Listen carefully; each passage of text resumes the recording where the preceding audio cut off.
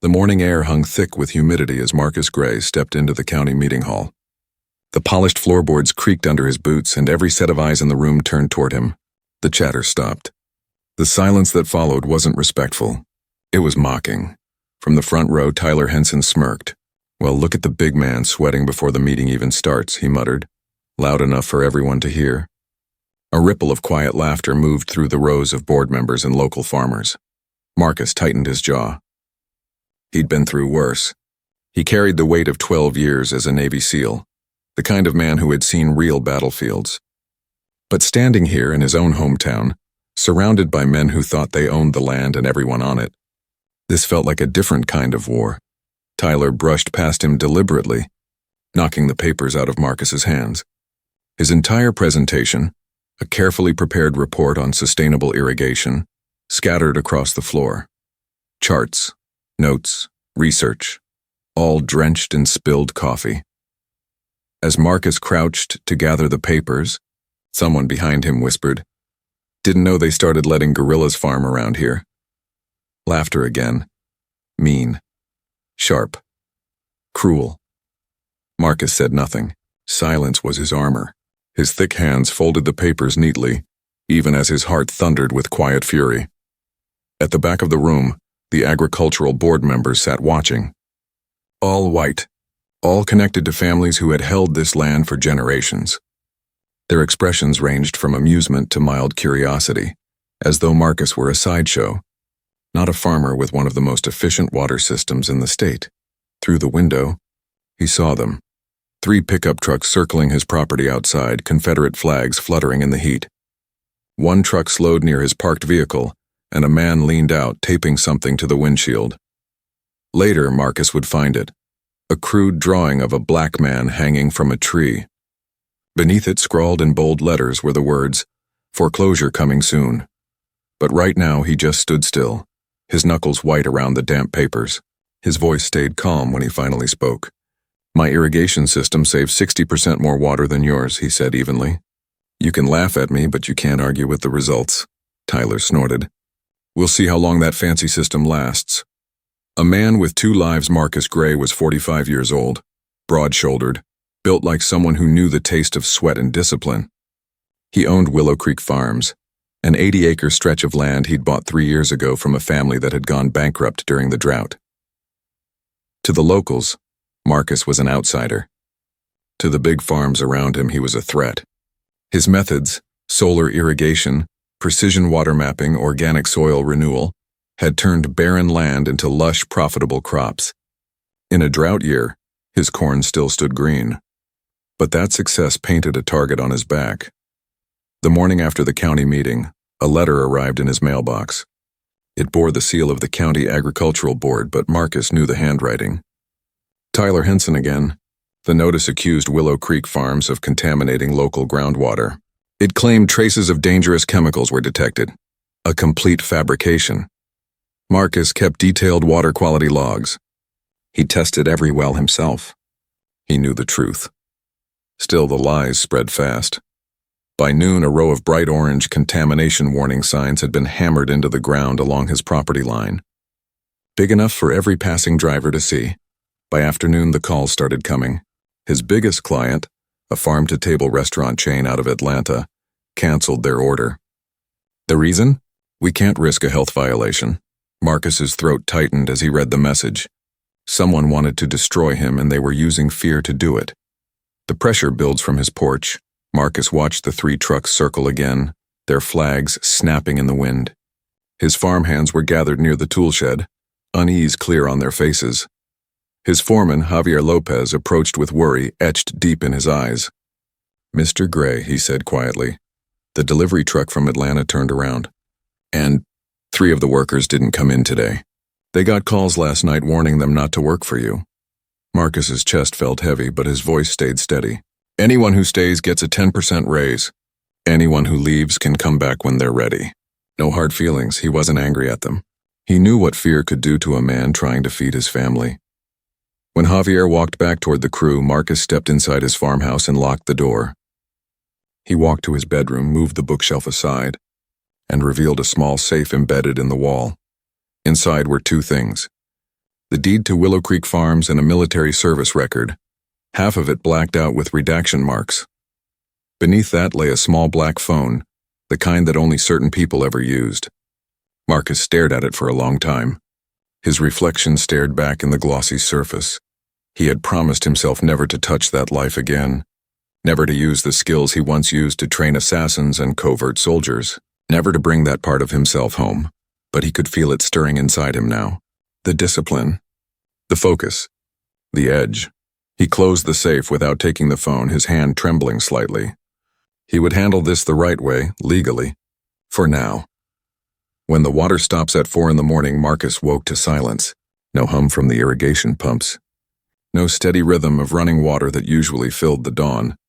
He dressed quickly and headed to the control shed. The main water gauge read 0. Nothing was flowing in from the county line. He checked his payment app. His bill had been paid 3 days ago. By sunrise, his suspicion became certainty. The county had shut off his supply. On the road just past his property, a utility truck idled. 2 men leaned against it sipping coffee. Marcus approached calmly. "Morning. You working on something?" "System maintenance," one of them replied, avoiding his eyes. "Computer says there's a leak on this line." "There's no leak on my property," Marcus said. "I check every valve daily." The man shrugged. "Not what the computer says. Might take 2 or 3 weeks to inspect." Marcus's voice hardened. 3 weeks without water will destroy my crops." The younger worker looked away. "You could file an emergency appeal with the board," he offered. "The board meets when?" Marcus asked. "In 3 weeks," the man answered softly. Marcus nodded once and walked away.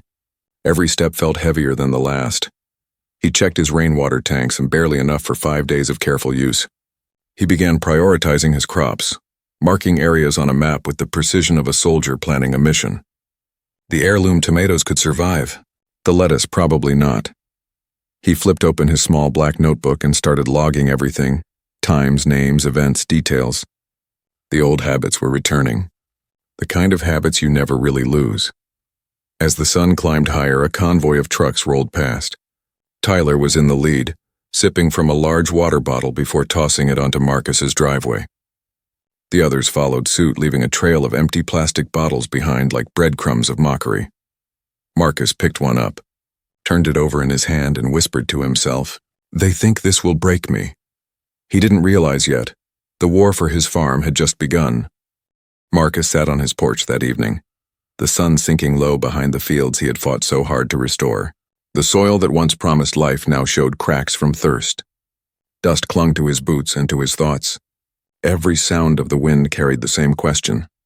How much longer could he hold on? His phone buzzed. The bank manager's voice was polite but cold. "Mr. Gray, we've had to place your loan under review. The county's reassessment has affected your property value. You'll need additional collateral to maintain your credit line." Marcus stared at the fading horizon. "There's been no decrease in value," he said evenly. "My property has improved." "I understand, sir," the man replied, his tone shifting into something rehearsed. "But according to county records, there are environmental concerns." Marcus thanked him and ended the call. He knew what this was. Every move, every lie, every delay was meant to choke him until he gave up the land. That night, the heat lingered long after dark. He walked through the fields, running his fingers over the brittle leaves of his crops. The rhythmic hum of insects replaced the silence of his irrigation pumps. He could almost hear his old commander's voice echoing in his head. "Pressure reveals purpose, Gray. It's not the battlefield that defines you. It's how you stand when you're cornered." The next morning, Marcus drove into town for the farmer's market. His booth, the one he had paid for and set up every week for 3 years, was gone. A new vendor stood in his place, setting up boxes of peaches. The market manager approached him quickly, eyes darting around as if afraid of being seen talking to him. "I'm sorry, Marcus," she said, avoiding his gaze. "We had to make changes for safety reasons." "What safety reasons?" Marcus asked, his voice calm but hard. "You know my produce meets every organic certification standard." She hesitated. "We've had complaints, something about contamination." Across the parking lot, Tyler leaned against his truck, arms folded, smirking. The same smirk Marcus had seen in the meeting hall, the kind that made men's blood boil. Marcus stepped closer to the manager. "You know the truth," he said quietly. "But fear's a dangerous thing, isn't it? That night he found his delivery truck vandalized. Sugar poured into the gas tank. Tires slashed. Spray painted across the doors in red were the words, "Go home." The repairs would cost thousands he no longer had access to. He sat in the dark, the truck lights reflecting in his window, and wondered if this was how they'd driven every other outsider away. When Javier arrived the next morning, his eyes were filled with quiet dread. "Mr. Gray, I don't think we can keep this up. People are scared. They say it's not safe here anymore." Marcus took a slow breath. "If you want to leave, I'll understand," he said. "But if you stay, I'll make it worth your while." Javier nodded, torn but loyal. "I'll stay. For now." As the others drifted away, only Javier and 2 workers remained. Marcus doubled their pay with his personal savings, knowing he was bleeding money, but letting fear win wasn't an option. Later that afternoon, his only remaining ally came knocking. Miss Eleanor Wilkes, a 72-year-old widow with a sharp tongue and sharper memory. Her little farm bordered his on the east side. She arrived carrying jars of preserves and several gallons of drinking water. "They're doing to you what they did to the Martinezes 5 years ago," she said, settling at his kitchen table. "Ran them out, said their water was tainted. Sold their land for pennies. Tyler bought it through one of his daddy's companies." Marcus leaned back, the wood of the chair creaking beneath his weight. "And no one stopped them?" "People tried," she said softly. "But trying costs a lot around here. Sometimes your job, sometimes worse." She poured herself more coffee and met his eyes. "You remind me of my husband. He used to say, 'You can't reason with snakes, you just have to keep the grass cut short enough to see them coming.'" Later that week, Marcus saw her at the grocery store. Tyler was there too, cornering her near the produce aisle. "Heard your taxes are coming up, Miss Wilkes?" he said loudly, pretending to be casual. "Be a shame if someone found code violations on that old house of yours." Eleanor straightened, eyes fierce. "Boy, my family's been paying taxes since before yours learned to count. You threaten me again and you'll see what a real Southern woman can do." Tyler's grin faltered. He muttered something under his breath and walked off. Marcus caught her eye from the other aisle. She gave a small nod. It wasn't much, but in a town ruled by fear, even small courage mattered.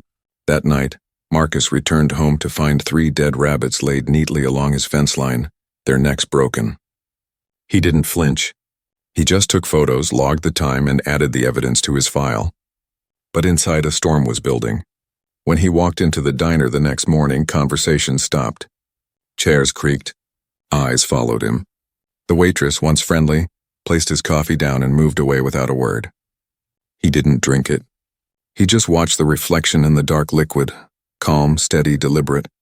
That night the calls began. Breathing first, then words, threats, promises of violence. Marcus recorded each one and filed them too. When he reported them to the sheriff, the deputy leaned back in his chair, chewing gum lazily. "Look, Baker," he said, using Marcus's father's name as if it were an insult. "Don't take this the wrong way, but you people tend to be sensitive about these things." Marcus's expression didn't change. "By you people, I assume you mean farmers reporting crimes?" The deputy chuckled uncomfortably. "You know what I mean. This county has its ways. Maybe it's better if you just move on." Marcus leaned forward. His voice dropped low, calm but heavy. "Sheriff, I've moved enough in my life. I'm not going anywhere." The harassment worsened. Trucks circled his property after midnight, headlights sweeping across his walls like searchlights. Gunshots cracked the air in the distance. He installed new cameras, encrypted ones that couldn't be tampered with. The recordings showed masked men driving Tyler's blue pickup. The proof was undeniable. Then one morning, a new warning. A dead calf laid at his gate, blood soaking into the dust. His farm, his peace, his home, under siege. And as if to finish the job, the county sent him an official notice. Part of his land would be seized for a community development project. He knew the phrase. It was code for "we're taking what's yours." Marcus went to the records office to see the paperwork. A young clerk, nervous and apologetic, handed him the wrong file by mistake. Inside were documents dated years before, plans for a highway that would cut straight through his land. They had intended to take it from the very beginning. When he found a lawyer in the next county, the man flipped through the evidence, eyes narrowing. "These people don't play fair," the lawyer said finally. "They play for keeps." Marcus nodded slowly. "That's fine. I've played their kind of game before. By the time he returned home, the sun was gone. The road to his property was blocked by 6 trucks. Tyler stood in the center, a beer in one hand, a pistol visible at his hip. "Heard you went sniffing around for a lawyer," he said. "Waste of money. You're not wanted here, Gray." Marcus stared straight ahead. "My produce sells out every week. Seems I'm wanted plenty." Tyler's grin twisted. "Not anymore. Restaurants don't like bad press. Accidents happen to stubborn men. Especially out here where help takes its time." The others laughed, but Marcus didn't blink. "Are you threatening me, Mr. Henson?" Tyler leaned close, his breath thick with alcohol. "Just reminding you, this land belongs to those who understand it. Always has. Always will." When they finally moved aside, Marcus drove past them in silence, but inside him something shifted. A door he had locked years ago cracked open again. The soldier he had buried deep was stirring awake. That night, Marcus opened his safe. Inside were passports, documents, and a single photo of 12 men, his old SEAL team. He ran his thumb across their faces, whispering names he hadn't spoken in years. He was done playing defense. The war for Willow Creek had just entered a new phase. The house was quiet that night, but Marcus couldn't sleep. The cicadas outside screamed in the dark, and the air was so thick it felt like it could drown a man just standing still. He sat at his kitchen table, the same spot where his father once taught him to balance a budget and respect the soil. The only light came from the lamp beside the safe. His hands rested on the table, steady now, no more trembling. The line between patience and action had vanished. He opened the safe again. Inside lay his service dog tags, dull from time, but heavy with meaning. The cool metal pressed against his skin, and in that touch the calm discipline of the Navy returned. He stared at the black phone. Then, without another thought, he turned it on. Static. Then a single voice. Deep, gravelly, familiar. "Command here." "Gray," Marcus said quietly. "Call sign Midnight." The voice on the other end paused. "We've been tracking your situation. Local news isn't covering it, but satellite feeds show activity on your property. You're being monitored, and not by amateurs." "I can handle it," Marcus said. "Like a civilian?" the man asked. "Admirable. Ineffective. You've seen these tactics before. Corruption that hides behind paperwork and fear. This isn't just about your land. It's systemic." Marcus exhaled slowly. "I gave my word. No more operations on U.S. soil." "This isn't an operation," the voice replied. "It's survival. You were never trained to start fights, Gray. You were trained to finish them." The line went dead. Marcus sat in silence for a long time, staring at the phone. Then he began to plan. For days, he worked like a man possessed. By dawn, he was a farmer. By night, he was something else entirely. He started small, gathering data. He bought satellite imagery through anonymous accounts, mapping every water line and property connection in the county. He found the proof he needed, pipes that didn't exist on any official records, quietly diverting thousands of gallons of county water into Tyler Henson's reservoir. Next, he traced money, land deals, payments, consulting fees. Each thread led to another. County board members, the commissioner, even bank officers. It was all connected. They had been stealing from their own community for decades, driving out anyone who stood in their way. Marcus filled a wall in his study with maps, photos, and records. Red lines linked names. Yellow notes marked weak points. Blue ones marked allies. It looked like the kind of war map only a soldier would make, because that's exactly what it was. After a week, he made 3 encrypted calls. Short, coded, precise. 3 days later, 3 vehicles rolled up his driveway under the cover of night. No headlights, no noise. The doors opened, and the men stepped out one by one. Rivera, Williams, Chen, old teammates, ghosts from another life. Rivera was the first to speak. "You sure about this, Midnight?" Marcus gave a small nod. "They're not foreign enemies, but they're destroying lives all the same." Williams grinned faintly. "Just like Kandahar, huh?" Marcus looked over the dark fields. "No, this time we're fighting for our own ground." They worked through the night, setting up surveillance that no one could detect.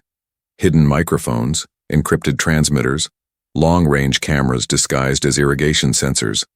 By morning, Willow Creek Farm had become a command post. Over the next few weeks, they collected evidence methodically. Rivera intercepted calls between Tyler and county officials. The recordings made it clear they were orchestrating the whole thing. Marcus listened silently as Tyler laughed about planting false contamination evidence. Williams followed the money trail, unearthing offshore accounts where stolen funds were hidden under fake agricultural companies. The numbers told the truth. Kickbacks, bribes, and stolen subsidies funneled through the same network that had targeted Marcus. Chen monitored everything from a portable setup in the barn. His screens glowed faintly in the dark. "They've got eyes on you, Marcus," he said one night. "Thermal drones. Someone's watching from the ridge north of your property." "Let them watch," Marcus replied. "They're about to see something they won't understand." Every evening, Marcus and his team pieced the puzzle together. They found the same pattern repeated dozens of times. Minority farmers, immigrant families, smallholders who couldn't afford to fight back. Harassment, fines, land seizures, then foreclosure. And finally, acquisition by companies tied to the Henson family. It wasn't just corruption. It was conquest. Marcus stared at the growing evidence wall one night, the faces of lost families, staring back through old photos Miss Wilkes had saved from her late husband's records. She had known this truth for years but had been powerless to stop it. When Marcus visited her again, she brought out a faded folder. Inside were maps marked in her husband's handwriting. "He tried to show people," she said quietly. "But they called him paranoid, said the county knew what it was doing." Marcus looked up from the papers. "They'll know soon enough." That night, he returned home and stood in the doorway of his barn. The hum of electronics filled the space, quiet and steady. His men worked without speaking much. They didn't need words. They'd all been in places where silence was the difference between life and death. Rivera handed him a headset. "You ready to make it official?" Marcus nodded. "Let's make it clean. No chaos. No blood." They launched the next phase. Total exposure. Within days, local officials began feeling pressure from all sides. Anonymous reports reached the state environmental office. Whistleblower tips went to the IRS. News outlets received packages filled with undeniable proof, satellite images of water theft, transcripts of incriminating calls, and bank records showing decades of bribes. At the next county meeting, Marcus walked in quietly and sat in the back. The room tensed. Tyler stood at the podium, presenting plans for a new agricultural processing facility that just happened to include part of Marcus's land, the same land the county was trying to seize. When the floor opened for questions, Marcus stood. His voice was steady, deep, and clear. "I have 2 questions about your water usage, Mr. Henson. First, will this facility need more or less than the 27 million gallons illegally diverted to your farm last quarter?" The room froze. Murmurs rippled through the crowd. Tyler's smile faltered. "And second," Marcus continued, "how does the facility plan to handle chemical runoff currently flowing into Wilkes Creek in violation of the Clean Water Act?" He clicked a small remote. The screen behind the council lit up, showing satellite images of pipes running from the county main into Tyler's land. Labeled, time-stamped, verified. Tyler lunged forward, shouting. But Marcus wasn't done. "And one more thing," he said. "Why is the county paying for water that's being redirected to offshore companies registered in the Cayman Islands?" The whispers became an uproar. The sheriff stepped forward to end the meeting, but it was too late. Cameras flashed. Reporters recorded everything. Outside, as people spilled into the parking lot, Tyler stormed toward Marcus, fury burning through the alcohol on his breath. "You have no idea what you've started," he hissed. "This isn't just about your farm. You're dead. You hear me? Dead." Marcus looked him straight in the eye. "I've been hunted by better men than you." Cameras caught every word. That night, the clip hit local news. And once the story broke, there was no going back. Marcus knew it. Tyler knew it. And the county that had thrived on silence was about to hear the sound of truth. The sun rose over Willow Creek with a sharp golden glare that morning, catching on the rows of crops that refused to die. Marcus stood in the field, the soil rough beneath his boots, a mug of coffee in his hand. For the first time in months, he felt the air shift, not with peace but with purpose. The night before, the town had seen the footage. Tyler's threats, the lies, the water theft. It spread across social media before anyone could suppress it. Phones rang in government offices. Reporters started showing up, and the county's quiet corruption was no longer invisible. Tyler's phone must have been ringing too. By noon, Marcus knew the man was unraveling. Rivera intercepted calls filled with panic. Tyler begging his contacts to fix things, erase records, silence witnesses. But the tide had turned. The old ways of fear and silence were cracking open. Marcus and his team didn't stop. Williams sent evidence to the Internal Revenue Service. Undocumented payments, secret accounts, and bribes labeled as consulting fees. Chen triggered the next phase. An anonymous report to the State Oversight Board about misused agricultural subsidies. Within 24 hours, an audit was launched. Then, something unexpected happened. The illegal pumps that fed water to Tyler's reservoir stopped working. Simultaneously, each one failed from what looked like a simple electrical surge. The fields that once mocked Marcus's drought began to dry.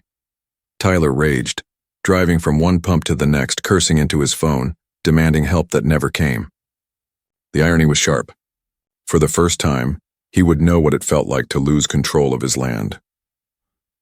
The next morning, county clerks arrived to find themselves locked out of the land registry database. A system security measure, they were told. A glitch triggered by unauthorized activity. Rivera had seen to that. Everything was documented, every access recorded, every falsified deed preserved beyond deletion. In town, whispers turned into outrage. Farmers who had once laughed at Marcus now began asking questions. How many of them had lost their land the same way? How long had the county been stealing from its own? The local news followed the paper trail. Then came the headline, "Water Theft Scheme Uncovered in Drought-Stricken County." The story spread fast. What had started as one man's fight was now a spotlight exposing an entire network of greed. Tyler showed up at Marcus's farm 2 days later, red-eyed and shaking, his voice hoarse from shouting. "What the hell are you doing?" he yelled, stepping too close. "You think this makes you some kind of hero?" Marcus picked up a box of tomatoes, calm as ever. "I'm farming, Tyler. Same thing I was doing before you tried to ruin me." "You're finished," Tyler spat. "I'll find a way to bury you." Marcus looked up, meeting his gaze with steady calm. "You already tried." Tyler hesitated, his mouth working soundlessly. The arrogance that once defined him was gone, replaced by fear he couldn't hide. He turned and stormed back to his truck, slamming the door hard enough to shake the mirrors. That night, new videos appeared online. Old security footage showing Tyler threatening farmers who'd refused to sell their land. The voices were clear. The faces unmistakable. No one knew who leaked them, but they spread like wildfire. State authorities took notice. Marcus spent his nights quietly supporting the ones who had suffered like him. Farmers who'd lost land, families forced out by false claims. He helped them contact lawyers, taught them how to organize, how to document. He shared his water system designs freely, showing them how to keep their crops alive through drought. One by one, they joined him, realizing unity was stronger than silence. Meanwhile, Tyler's life fell apart piece by piece. Bank accounts frozen, auditors calling, inspectors arriving, reporters parked on his road. His allies turned on each other to save themselves, each one claiming ignorance, each one pointing fingers. By the time the state investigators arrived at the county office, the once untouchable officials were pale and shaking. The evidence was overwhelming. Marcus's meticulous files, photos, recordings, financial records were so precise they left no room for denial.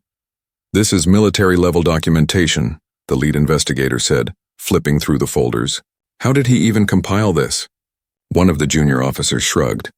"Man's just a farmer, I guess." Marcus stayed out of sight that day. He didn't need to watch them fall. He just wanted the land to breathe again, but peace wasn't quite ready to return. Late one night, headlights appeared again at the edge of his property. 6 trucks, engines idling. He watched from the shadows as armed men stepped out, Tyler among them. His face twisted with desperation. Marcus's voice came through hidden speakers scattered around the field. Calm, controlled. Gentlemen, you've entered private property armed and uninvited. Every word and move you make is being transmitted live to state authorities. You have 30 seconds to leave. Tyler fired toward the sound, shattering one of the speakers. The floodlights came on, blinding and white. The men scattered in confusion. Then the disorientation began. Rivera had set up frequency devices that emitted low vibrations, enough to scramble a man's balance. Williams used directional sound to create phantom movements in the dark, footsteps that weren't there, voices whispering from nowhere. Panic spread. One by one, the intruders were subdued, zip-tied, and left where they stood. No injuries, no blood, just quiet, efficient control. Tyler stumbled into the barn, sweat pouring down his face, his gun shaking in his hand. Marcus stood waiting in the center, silent and still. "What the hell are you?" Tyler shouted, raising the weapon. Marcus didn't answer. He stepped forward, lightning fast, twisting the gun from Tyler's hand and forcing him to his knees, before he even understood what had happened. "Just a farmer," Marcus said quietly. "One who learned how to handle predators." The flashing red and blue lights arrived 20 minutes later. Every second of the assault had been recorded. When the officers placed Tyler in the back of the car, he shouted that he'd been set up. But his words meant nothing against the evidence on screen. As the convoy of police cars drove away, Marcus stood in the glow of his floodlights, the night finally still. The sound of crickets returned, cautious at first, then steady. It was over, but he knew this fight had always been about more than him. It was about every person who had been told they didn't belong, every farm stolen, every voice silenced.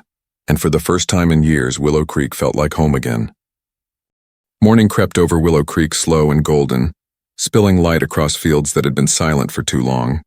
Marcus stood at the edge of his land, boots buried in cool soil, watching mist rise over the rows of crops that had somehow survived the war. The headlines had spread far beyond his small county. Every newspaper told the same story now. A network of greed and intimidation crushed by the truth one man refused to bury. In the weeks that followed, the county courthouse became a stage for confessions. The clerk admitted to falsifying deeds. Board members traded secrets for leniency. The county commissioner resigned under investigation. The Henson family name, once whispered with power, became a curse. Tyler was sentenced to 15 years on charges of attempted murder, conspiracy, and fraud. His father's land, those hundreds of stolen acres, was seized and auctioned off by the state. But Marcus didn't attend the sentencing. He was in his fields, sleeves rolled up, fixing the same irrigation pipes that had started it all. The sound of water rushing through clean lines was the only justice he needed. As the county rebuilt itself under state supervision, something remarkable began to happen. Farmers who had once looked at each other with suspicion began working side by side. The divide that had fueled generations of silence was crumbling. Old enemies stood shoulder to shoulder in the dirt, helping replant what had been lost.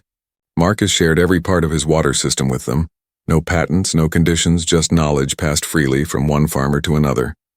The State Agricultural Board soon recognized his methods formally, calling them a model for sustainable farming across drought regions. They sent engineers, students, and officials to study how one man's discipline had turned survival into science. Marcus always told them the same thing. The land doesn't respond to hate or greed. It responds to care. Javier returned to Willow Creek after months away. He found Marcus the same as ever. Strong, quiet, but lighter somehow. "Looks like peace suits you, boss," Javier said, smiling. Marcus nodded. "Peace is harder work than war, but it pays better." They both laughed, and for the first time it didn't sound like defiance. It sounded like life returning. That spring, the farmers voted to form a cooperative, a single organization that pooled resources, shared equipment, and negotiated fair prices. Marcus didn't push for leadership, but they nominated him anyway. Even the ones who had once mocked him raised their hands in support. Miss Wilkes seconded the motion herself, her voice trembling just enough to reveal the emotion behind her iron will. "About time we had someone who knows what right looks like," she said. Under the cooperative, the county transformed. Fields that had gone dry for decades bloomed again. Water use dropped by nearly half. Productivity rose. Families who had left returned, bringing their children back to the land. Marcus started a scholarship fund for local youth. Money from the cooperative's profits would help them study agricultural science and return home with new ideas. He called it the Renewal Fund. When the first group of students arrived for training, he gathered them around a patch of soil, showing them how to test its texture and moisture by hand. Their small fingers pressed into the dirt beside his large, scarred hands. "The soil talks if you listen," he said. "It tells you when it's tired, when it's hungry, and when it's ready to give back. It's like people. You take care of it, it takes care of you." One of the students, a boy barely 12, looked up at him and said, "My grandpa said this land hated him." Marcus smiled softly. "Land doesn't hate anyone. It just remembers who listened and who didn't." That evening, the new cooperative held its first harvest festival on Marcus's farm. Lanterns hung from tree branches. Children ran between rows of pumpkins, their laughter echoing under the stars. Black, white, and brown hands passed plates of food, shared stories, and toasted with lemonade and cider. Marcus stood near the barn watching it all unfold. Williams leaned against a fence post, smiling. Rivera manned the barbecue like it was a tactical operation, and Chen, ever quiet, handled the sound system, his music soft under the night sky. They were soldiers no longer, but the unity that had once kept them alive now held this place together. Miss Wilkes approached with a small basket of cornbread. "You did what the rest of us were too afraid to try," she said. Marcus shook his head. "I just refused to quit." "Sometimes that's all it takes," she replied, handing him the basket. As the festival wound down, the governor's delegation arrived quietly. Officials from the Department of Agriculture come to see the miracle everyone was talking about. Marcus led them through the new training center that stood where the old barn once leaned. Solar panels gleamed on the roof. Inside were classrooms, soil labs, and maps showing how cooperative farming could sustain entire communities. One of the officials turned to him. "Mr. Gray, your methods have reduced water use by nearly half and increased yield by 12%.